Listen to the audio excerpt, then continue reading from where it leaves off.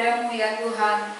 Di pagi hari yang cerah ini, kami dapat beribadah bersama, walaupun dari tempat yang berbeda-beda, tetapi Allah yang satu, yang berbicara kepada kami. Allah yang sama akan bekerja di dalam diri kami masing-masing, untuk memberikan pengertian bagi kami, sehingga lewat firman-Mu yang kami dengar, ada berkat baru, ada berkat khusus untuk hidup kami. Kami menyerahkan setiap hati, setiap pikiran kami, biarlah tunduk kepada kebenaran Tuhan, dan Roh-Mu yang kudus bekerja, membukakan pengertian kami, memberikan apa yang benar, supaya kebenaran itu menguasai kehidupan kami. Hamba-Mu yang menyampaikannya dalam semua keterbatasan, kekurangannya, hanya kuasa Allah yang dapat menyempurnakannya. Karena itu kami tunduk di bawah kuasa-Mu, di bawah otoritas Tuhan. Biarlah Tuhan bekerja dengan leluasa di tengah-tengah ibadah ini. Dalam nama Tuhan Yesus kami berdoa. Amin. Jemaat dipersilakan duduk kembali. Mari kita membaca firman Tuhan yang tertulis dalam Yohanes pasal 4 ayat 1 sampai 15. Injil Yohanes pasal yang keempat ayat 1 sampai 15. Kita akan baca dalam bentuk responsoria. Saya baca ayat ganjil, kita semua baca ayat genap. Percakapan dengan perempuan Samaria.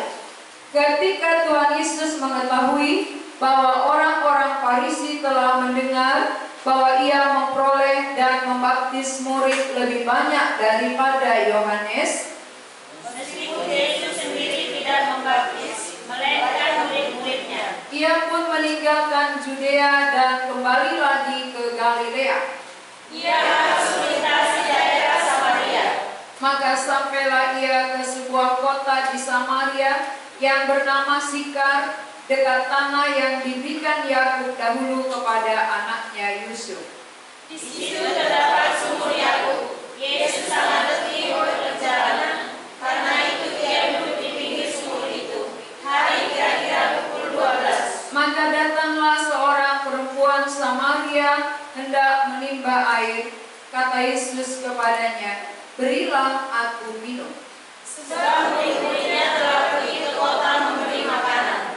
Maka kata perempuan Samaria itu kepadanya, "Masakan engkau seorang Yahudi minta minum kepadaku seorang Samaria? Sebab orang Yahudi tidak bergaul dengan orang Samaria." Jawab Yesus kepadanya, "Jikalau engkau tahu tentang karunia Allah dan siapakah Dia yang berkata kepadamu, berilah aku minum, niscaya engkau telah meminta kepadanya, dan Ia telah memberikan kepadamu air hidup." Kata perempuan itu kepadanya, "Tuhan, engkau tidak punya timba, dan sumur ini amat dalam. Dari manakah engkau memperoleh air hidup itu? Adakah engkau lebih besar daripada bapa kami Yakub, yang memberikan sumur ini kepada kami, dan yang telah minum sendiri dari dalamnya, ia serta anak-anaknya dan ternaknya?" Jawab Yesus kepadanya, "Barang siapa minum air ini, ia akan haus lagi. Tetapi barang siapa minum air yang akan kuberikan kepadanya, ia tidak akan haus untuk selama-lamanya. Sebaliknya, air yang kuberikan kepadanya akan menjadi mata air di dalam dirinya, yang terus-menerus memancar sampai kepada hidup kekal." Kata perempuan itu kepadanya, "Tuhan, berikanlah aku air itu, supaya aku tidak haus dan tidak usah datang lagi ke sini untuk menimba air." Tema khotbah kita hari ini, tidak haus untuk selama-lamanya. Kenapa orang perlu minum? Karena haus. Kenapa kita mencari-cari? Kenapa manusia sudah menemukan, sudah mendapatkan, tapi selalu mencari? Karena ada rasa haus. ya. Haus itu artinya selalu merasa tidak puas, selalu merasa ada kurang. Itu arti haus. Haus bukan hanya air minum yang kita haus, tetapi haus dalam banyak hal. Misalnya kita kurang puas hidup sebagai orang Indonesia, ya. Kenapa saya bukan dulu lahir di negara yang lain, ya? Itu artinya tidak puas. Mengapa saya menjadi suku Toba? Kenapa saya bukan suku yang lain? Mengapa saya lahir di keluarga miskin? Mengapa bukan keluarga yang kaya? Mengapa saya lahir di kota ini, bukan di kota sana? Ini artinya haus. Tidak ada kepuasan. Malah ada orang yang sudah diciptakan Tuhan menjadi perempuan, dia kepingin menjadi laki-laki. Ada orang yang diciptakan laki-laki, dia ingin menjadi perempuan. Sehingga ada istilah waria, wanita pria. Padahal secara alkitabiah, secara kebenaran Allah ciptakan hanya satu laki-laki, satu perempuan, tidak ada waria. Tapi oleh karena manusia merasa tidak puas, haus, maka selalu mencari-cari apa yang dia pikir bisa memuaskan dahaga. Jadi kebutuhan manusia di tengah-tengah dunia, saudara, ada dua. Satu, kebutuhan jasmani, itulah fisik tubuh kita ini. Yang satu adalah kebutuhan rohani secara batin. Maka ketika kebutuhan batin seseorang belum terpenuhi, maka dia selalu mencari mengisinya dengan hal-hal dunia, hal-hal lahiriah. Contoh seperti perempuan Samaria ini. Kalau dia mempunyai 5 suami, itu berarti dia cantik, sehingga bisa 5 suaminya, dan itu pun bukan suaminya. Wanita cantik, mengapa tidak ada kepuasan di dalam diri? Kenapa dia terus mencari? Kalau memang dia sudah puas, dia tidak akan ganti suami. Kalau ada suami yang puas dengan istri, dia tidak akan tambah istri. Sama, ya. Istri yang puas, dia merasa cukup apa yang Tuhan beri, dia tidak tambah lagi suaminya. Suami yang puas dengan satu istri, dia tidak akan tambah istri. Jadi dalam hal ini, saudara-saudara, mengapa banyak keluarga hancur? Mengapa banyak keluarga berantakan? Oleh karena haus. Ada rasa haus. Sudah ada satu istri, mau 2. Sudah 2, mau 3. Sudah 3, mau 4. Dan seterusnya. Akhirnya uangnya habis, gak cukup lagi. Ini ketidakpuasan terjadi di tengah-tengah kehidupan manusia. Haus. Mengapa ada rasa haus? Sebenarnya yang membuat manusia haus itu adalah batinnya. Maka batin yang haus, secara rohani haus, lalu ditutupi dengan perkara lahiriah, perkara duniawi, tidak pernah memberi kepuasan. Maka perempuan ini tadi, walaupun sudah 5 suaminya, saudara, dia tidak puas. Maka justru lewat itu dia merasa minder. Dia merasa tidak percaya diri, tidak berani bertemu orang banyak. Maka mengambil air untuk minum sehari-hari saja, dia pergi ke sumur jam 12 siang. Bayangkan, saudara, biasanya orang ambil air itu kalau tidak pagi berarti sore. Dia tengah hari. Tengah hari itu paling panas. Tapi mengapa? Kenapa, saudara, dia mengambil air tengah hari jam 12 siang? Karena ingin menghindar dari orang banyak. Kalau orang banyak biasanya pagi, sore, dia tengah hari, sehingga tidak bertemu siapa-siapa. maka rasa hausnya itu tidak bisa ditutupi oleh banyak suami. Dia mencari air saja pun dengan menghindar dari orang banyak. Ini satu hal yang sangat tertekan. Ini batin yang tertekan, saudara. Sehingga siapa yang tahu, siapa yang mengerti kita ketika batin kita tertekan, ketika kita merasa haus, hampa, kurang, tidak ada kepuasan. Siapa yang mengerti, saudara? Tidak ada yang tahu selain Tuhan. Maka sering kita salahkan adalah masalah. Yang sering kita persoalkan adalah masalah yang terjadi saat ini. Oh, karena situasi inilah maka saya merasa kurang dan kurang. Karena ekonomi sudah mulai menurun, ya, semuanya menurun maka kurang. Apakah COVID ini sudah lama muncul atau baru? Sebelum ada COVID, saudara di mana? Sebelum ada COVID, saudara sudah hidup. Saudara sudah berkarya. Saudara sudah mencari. Saudara sudah mendapatkannya. Apakah waktu itu saudara puas? Apakah ketika sebelum adanya masalah sekarang ini, saudara merasa cukup? Tidak. Berarti bukan COVID yang membuat ada masalah persoalan di dalam diri kita. Bukan situasi di luar ini yang membuat di sini tidak puas. Memang pada dasarnya manusia merasa haus, ya, haus pujian, haus kasih sayang, haus perhatian, ya, ini haus namanya. Kalau nggak diperhatikan sakit hati. Kalau nggak dikasih tersinggung, kenapa aku anak tertua, aku kurang diperhatikan, adik-adikku yang lebih diperhatikan. Ini haus namanya. Haus perhatian, haus kasih sayang, haus belayar. Apa yang menyebabkan itu semua? Karena batinnya, bukan jasmaninya. Kehausan di dalam batin seseorang akan terpengaruh di dalam jasmani. Ketika batin kita merasa tidak puas, merasa haus dan kurang, maka begitu orang lain gak peduli kepada kita, orang lain gak mengasihi, kurang mengasihi, kita sakit hati, kita tersinggung. Ini bukti haus.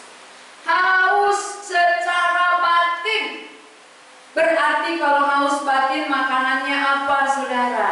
Kalau haus jasmani yang dia perlukan adalah air sumur Yakub.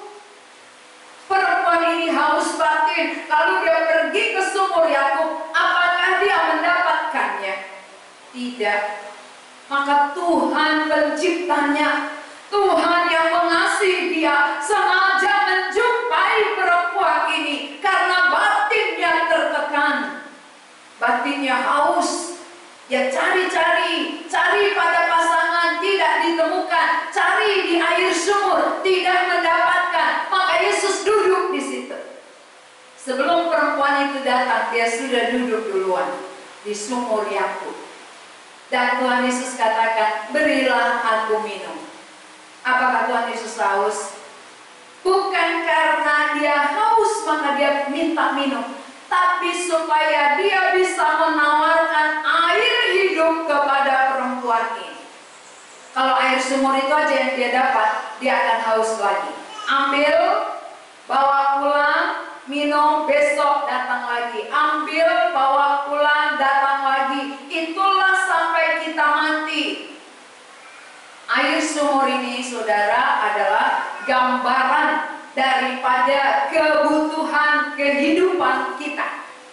Air sumur Yakub adalah gambaran daripada semua yang kita perlukan secara lahiriah, secara jasmani kita, untuk tubuh kita, bukan untuk batin, bukan secara rohani. Maka ketika Tuhan Yesus sampai di sumur, dia menawarkan air hidup.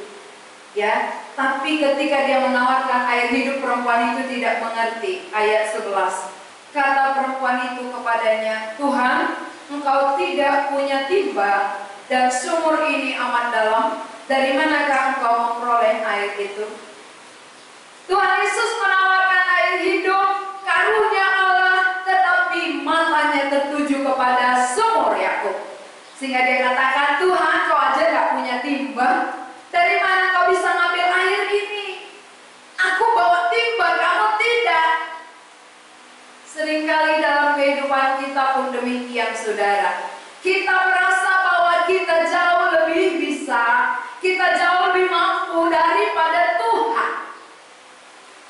Kenapa? Karena mata kita tertuju kepada perkara dunia ini, perkara jasmani, perkara-perkara lahiriah, sehingga tidak melihat ada Allah yang lebih besar. Dia belum mengenal siapa Yesus itu, sehingga dia melihat timbanya. Ada nggak timbanya Tuhan? Ya, saudara yang ahli dagang, mungkin saudara bilang, oh aku yang ahli dagang dari zaman ke zaman. Tuhan punya apa? Tuhan taunya apa? Kalau aku gak dagang gak akan bisa makan keluargaku. Ya, aku semua. Bukan Tuhan. Ya, ini namanya mata kita melihat hanya kepada dunia ini, tidak mengenal Allah sumber segala. Perempuan ini tidak mengerti karena matanya hanya tertuju kepada perkara dunia, perkara lahiriah, perkara tubuh, tidak mengerti ada perkara rohani. Tidak mengerti ada kebutuhan batin. Jadi kalau kebutuhan batin gak bisa diberikan oleh uang yang banyak. Kebutuhan batin tidak bisa diberikan oleh kekayaan. Kebutuhan batin tidak bisa digantikan oleh jabatan yang tinggi. Kebutuhan batin tidak bisa diberikan oleh pujian. Kebutuhan batin itu hanya satu sumbernya. Itulah Allah itu sendiri. Maka siapa yang tidak mengerti akan hal ini dan tidak menemukan sumbernya, dia tidak akan pernah merasa puas. Maka Tuhan Yesus katakan dalam ayat 13 itu, jawab Yesus kepadanya, barang siapa minum air ini, ia akan haus lagi. Barang siapa minum air sumur Yakub, dia akan haus lagi. Coba lihat kehidupan kita sudah hidup berapa lama? Kita tiap hari makan, tapi besok makan lagi. Besok sudah kenyang, lusa makan lagi. Itu namanya apa? Selalu haus. Nggak pernah stop sampai mati. Itu kebutuhan tubuh. Kebutuhan tubuh itu selalu kurang sampai kita kembali menghadap Tuhan. Gak pernah memberi kepuasan di dalam batin kita. Siapa orang yang terkaya, dia pernah bilang, sudah cukup, bagianku cukup, yang lainnya untuk kalian semua. Gak ada. Itu namanya perkara dunia gak pernah memberi kepuasan. Perkara materi gak pernah memberi kepuasan di dalam batin seseorang. Selalu ada rasa kurang. Sudah 10 pintu rumahnya, rukonya kurang. Orang lain gak punya rumah, tapi dia sudah 10 rukonya masih kurang. Kurang berapa? 10 lagi. Sudah 20, kurang berapa? Tambah lagi. Ya, sampai mati pasti selalu ada rasa ketidakpuasan. Ini coba kita lihat, saudara, secara fakta di dunia ini sekarang, secara nyata. Apakah itu terbukti? Kalau itu terbukti berarti Alkitab ini benar-benar perkataan Allah. Ini benar-benar firman Allah. Yang tertulis ini adalah perkataan Allah. Maka semua jadi. Bukan hanya teori, tidak. Semua yang tertulis ini digenapi oleh Tuhan. Karena Tuhan yang mengatakan. Jadi siapa di antara kita yang sampai hari ini masih kehausan, masih merasa kurang, tidak ada kepuasan di dalam diri kita, berarti yang kita perlukan bukan perkara-perkara dunia, bukan perkara materi, bukan cukup, tetapi satu hal yang bisa memuaskan dahaga jiwa kita. Itulah ayat 14. Mari kita baca bersama-sama. 2, 3 ya. Tetapi barang siapa minum air yang akan kuberikan kepadanya, ia tidak akan haus untuk selama-lamanya. Sebaliknya, air yang akan kuberikan kepadanya akan menjadi mata air di dalam dirinya, yang terus-menerus memancar sampai kepada hidup yang kekal. Berarti ada air yang diberikan Tuhan, bukan air dari sumur Yakub. Air sumur Yakub tetap membuat kita haus. Air yang diberikan Tuhan akan membuat kita tidak haus. Berapa lama? Selama-lamanya. Berarti air yang dari Allah satu kali minum tidak haus selama-lamanya dan memancar. Bukan hanya membuat kita tidak haus secara batin, tapi bisa memancar, mengalir kepada semua orang. Ya, sehingga orang-orang yang sekitar kita, keluarga-keluarga, saudara-saudara kita bisa menerima air hidup melalui kehidupan kita. Itu artinya memancar. Memancar itu tidak untuk diri sendiri. Jadi siapa yang sudah minum air hidup yang diberikan oleh Tuhan, dia tidak minum sendiri. Itu pasti memancar. Dia pasti mau mengalirkan kepada orang lain supaya orang yang haus juga bisa dipuaskan. Karena semua manusia haus dahaga jiwanya. Jiwa manusia semua kehausan tidak bisa dipuaskan oleh materi, oleh berkat-berkat dunia. Bagaimanapun kita kayanya, batin tak bisa terhiburkan. Tidak bisa. Yang bisa membuat di dalam diri kita ini secara rohani, secara batin terpuaskan adalah ketika air hidup yang diberikan Tuhan itu kita minum. Air hidup itu nggak ada dua. Kalau air sumur Yakub ini banyak macam. Air sumur Yakub itu bisa kekayaan, bisa jabatan, bisa anak-anak tamat. Ini semua boleh dikatakan air sumur Yakub. Panjang umur, ya, itu sumur Yakub. Artinya semua itu perkara-perkara dunia. Masalah-masalah yang di dunia, ketika pun kita sudah mendapatkannya, gak bisa memuaskan batin kita. Adakah pengalaman saudara seperti itu? Kalau kita sudah punya pengalaman, sekian puluh tahun aku sudah hidup di dunia, aku mau mencari ini dapat, aku mau mengejar ini diberikan, tapi ketika ini sudah mendapatkan semua, adakah kepuasan di dalam batinku? Kalau semua itu tidak bisa memberi kepuasan, berarti bukan itu yang aku perlukan. Yang aku perlukan adalah air hidup itu yang dapat memberi aku kepuasan. Air hidup itu yang membuat aku tidak haus untuk selama-lamanya. Sampai kepada akhir zaman. Sampai Yesus datang kedua kali.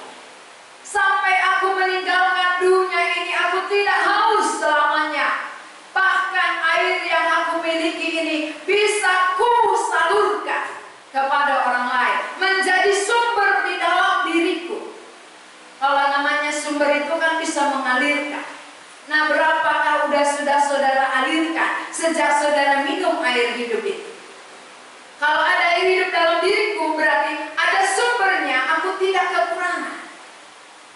Jiwaku dipuaskan. Kalau jiwaku dipuaskan Tuhan, aku bisa mengalirkan kepada orang lain yang kehausan, supaya yang kehausan juga terpuaskan. Berapa jiwa yang sudah saudara alirkan sejak saudara minum air hidup itu? Jangan-jangan saudara kehausan lagi saat ini. Sudah pernah minum, aku kok kehausan lagi gitu. Ya. Bisakah orang yang sudah minum air hidup kehausan tidak puas? Bisa, kalau dia tidak membina persekutuannya dengan Allah itu sendiri. Karena yang dapat memuaskan kita adalah Allah hadir, persekutuan kita terpelihara. Kalau kita menjauh dari Allah, kita kekeringan. Itu sama seperti pokok anggur ya. Akulah pokok anggur kata Tuhan. Kamulah ranting. Barang siapa rantingnya jauh dari pokoknya, dia tidak bisa berbuat apa-apa. Harus melekat terus. Siapa yang sudah menerima air hidup, dia harus melekat terus supaya dia bisa menyegarkan orang lain. Kalau saudara sendiri nggak segar, saudara sendiri nggak puas, nggak mungkin memberi kepuasan kepada orang. Nggak bisa menceritakan kepada orang lain. Kalau saudara pun kehausan. Oleh karena itu hari ini saudara, kita dapat jawaban ya dari apa yang kita cari-cari, apa yang kita perjuangkan selama ini. Semua manusia membutuhkan kepuasan secara batin. Semua manusia ingin mendapatkan bagaimana dia tidak haus untuk selamanya. Tapi mungkin ya alamatnya belum tepat. Alamat yang kita cari selama ini belum pas sehingga kita masih haus sampai sekarang. Bisakah orang tua mendapatkan kepuasan dari anak-anak? Tidak. Jangan pernah berharap, oh nanti masa tuaku aku akan dipuaskan oleh anakku, maka sekarang aku mati-matian untuk dia. Ketika dia sudah tamat, ketika dia bekerja, aku tua, dia yang membiayai aku. Begitu berumah tangga, dia gak peduli lagi kepada saudara. Saudara stres ya.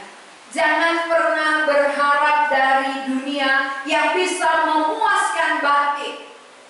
Satu-satunya yang bisa memuaskan batin manusia adalah Allah pencipta hadir. Itulah air hidup.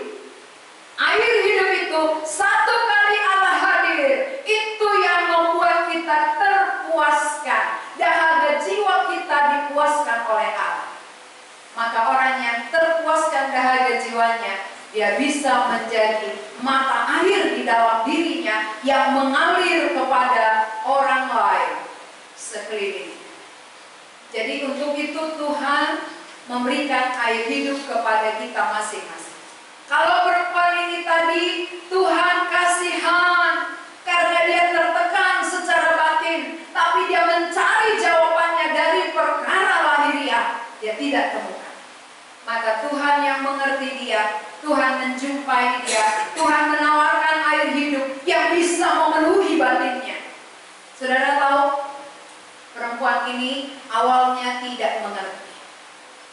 Ketika Tuhan Yesus katakan, ketika engkau minum air hidup, engkau tidak haus selama-lamanya. Jawaban perempuan itu ayat 15. Kita baca 2-3-nya.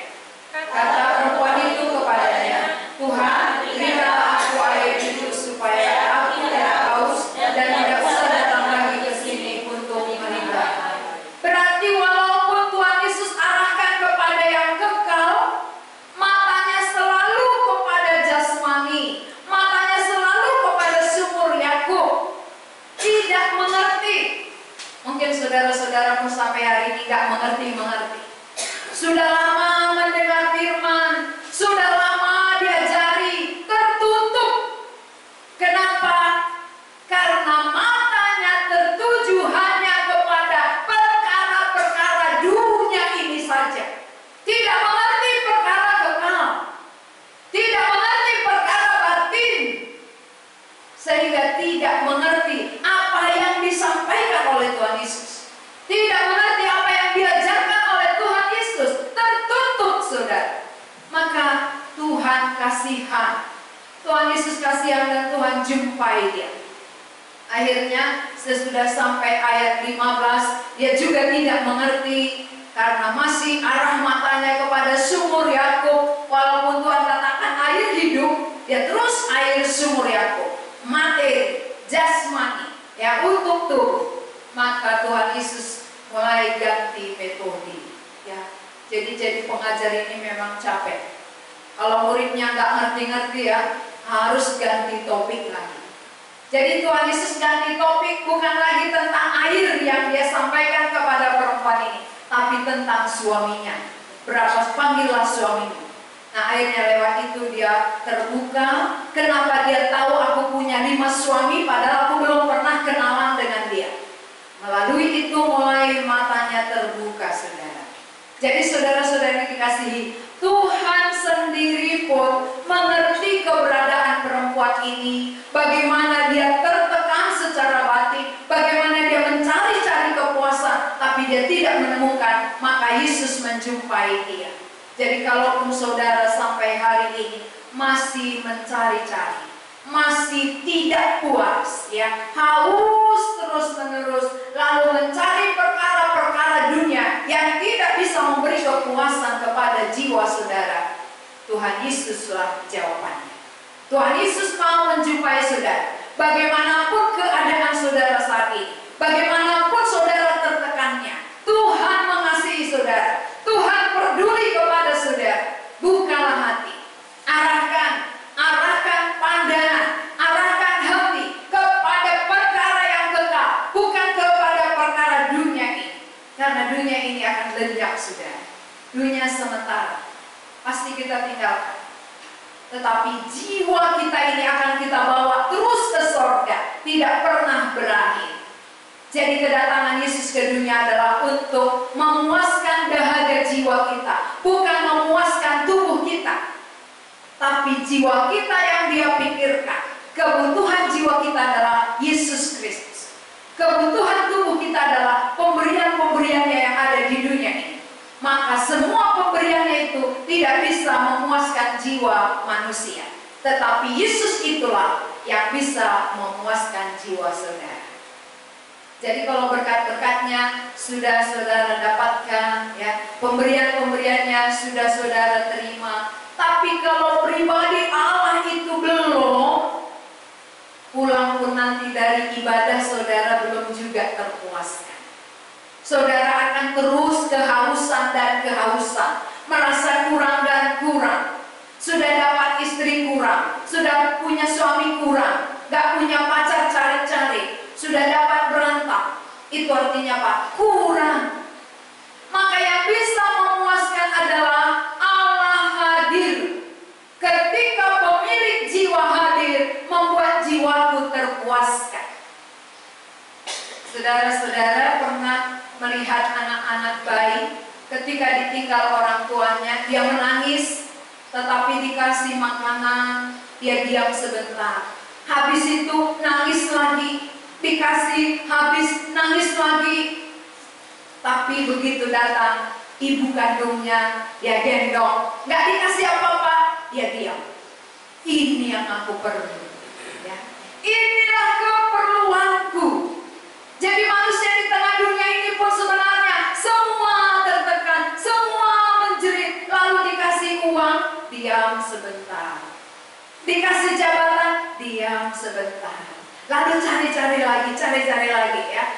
Begitu bertemu dengan sumbernya, Allah itu sendiri, barulah jiwa kita, batin kita terpuaskan. Oh, ini rupanya yang aku cari selama ini. Ini rupanya kebutuhanku, ya. Jadi kalau saudara masih aman, merasa tenang ketika hanya mendapat berkatnya, itu sama dengan anak-anak yang dikasih permen, ya. Anak-anak dikasih permen, waktu makan permen dia diam, siap itu nangis lagi. Ketika kita dapat untung, tenang sebentar, ya. Ketika rugi, nangis lagi. Karena memang bukan itu kebutuhan batin kita. Semua manusia punya jiwa, maka semua manusia memerlukan Allah Sang Pencipta hadir di dalam diri kita. Ketika Allah itu hadir, maka batin saudara akan terpuaskan. Walaupun kita tidak kaya raya, walaupun tidak banyak harta kita, tapi Allah hadir, puas jiwa kita. Kita bisa memuliakan Dia, kita bisa bersukacita, kita tenang menghadapi semua gelombang kehidupan ini. Mana mungkin tidak ada gelombang? Di tengah laut pasti ada gelombang, di tengah kehidupan pasti ada gelombang. Tapi hadirnya Allah itu cukup bagiku, karena aku menghadapi gelombang itu tidak sendiri, tapi bersama dengan Allah. Kalaupun tidak ada gelombang, kalau saudara jalan sendiri gimana? Bahaya. Tak ada gelombang tapi jalan sendiri, tidak ada Tuhan, itu lebih bahaya. Ada gelombang tetapi di atas kapal aman, ya. Tidak ada gelombang tapi saudara di lautan puas, nggak ada kapal, saudara lama-lama tenggelam. Maka jauh lebih enak kalau kita bersama Tuhan menjalani kehidupan ini, batin kita terpuaskan, jiwa kita terpuaskan. Maka firman Tuhan ini genap dalam diri kita, tidak akan haus untuk selama-lamanya. Jadi orang yang masih kurang merasa diperhatikan, kurang merasa dikasihi, kurang merasa disayangi, berarti itu bukti haus. Kurang dipuji, haus. Kurang disanjung, haus. Ya, kenapa haus? Minumlah air hidup. Sudah minum, kenapa haus? Binalah persekutuan dengan Allah. Karena itu yang bisa menyegarkan jiwa kita tiap-tiap hari. Siapa yang tidak membina persekutuan dengan Allah, walaupun dia pernah minum, dia akan terasa kering. Ya, persekutuan dengan Allah penting dibina tiap-tiap hari. Bukan berarti sekali kita minum, udah selesai, gak usah bersekutu dengan dia. Ya, anak baik tiap hari digendong oleh ibunya. Kita pun demikian, saudara. Kita harus membina hubungan kita senantiasa dengan Allah yang sudah hadir dalam diri kita. Bagi yang belum hadir, inilah kesempatan bagi saudara untuk minum air hidup itu. Air hidup yang sesungguhnya adalah pribadi Yesus Kristus. Ketika saudara terima, maka jiwa saudara merasa terpuaskan, tidak haus untuk selama-lamanya. Mari kita berdoa. Kami bersyukur buat firman-Mu ya Tuhan. Bagaimana perempuan Samaria ini mencari-cari dari perkara dunia, mencari suami sebanyak-banyaknya, mencari air sumur Yakub yang tidak pernah memberi kepuasan bagi batinnya. Tuhan Yesus mengerti, Tuhan Yesus mengasihi dia, dan Tuhan menjumpai dia, sehingga akhirnya perempuan ini mendapatkan jawaban. Ketika Tuhan Yesus menjumpai dia, dia percaya, dia terpuaskan. Kami bersyukur Tuhan untuk pengalaman perempuan ini. Ini juga menjadi pengalaman kami. Dalam kehidupan kami seringkali kami kehausan. Tidak pernah kami merasa puas. Selalu ada yang kurang. Oleh karena itu ada jawaban. Air hidup itulah yang memberi kepuasan bagi batin kami. Bukan dari dunia ini, bukan dari berkat-berkat-Mu, tetapi pribadi Allah itu hadir. Itu yang memuaskan dahaga jiwa kami, sehingga kami tidak haus untuk selama-lamanya. Bahkan air yang kami minum itu menjadi mata air yang terus-menerus memancar sampai kepada hidup yang kekal, sehingga kami dapat mengalirkan kepada orang lain yang kehausan, sehingga mereka juga dapat minum daripadanya. Terima kasih Tuhan, jikalau ada di antara kami yang sudah minum, tetapi kami belum mengalirkannya, tolong kami Tuhan, sadarkan, bangkitkan kami kembali, supaya kami bersama-sama mengalirkan air hidup itu. Karena ketika kami mengalirkannya pun, kami bertambah segar. Terima kasih untuk firman-Mu. Berkatilah kami yang sudah mendengar, supaya apa yang kami dengar ini menjadi iman bagi kami masing-masing. Di dalam nama Tuhan Yesus kami berdoa. Amin.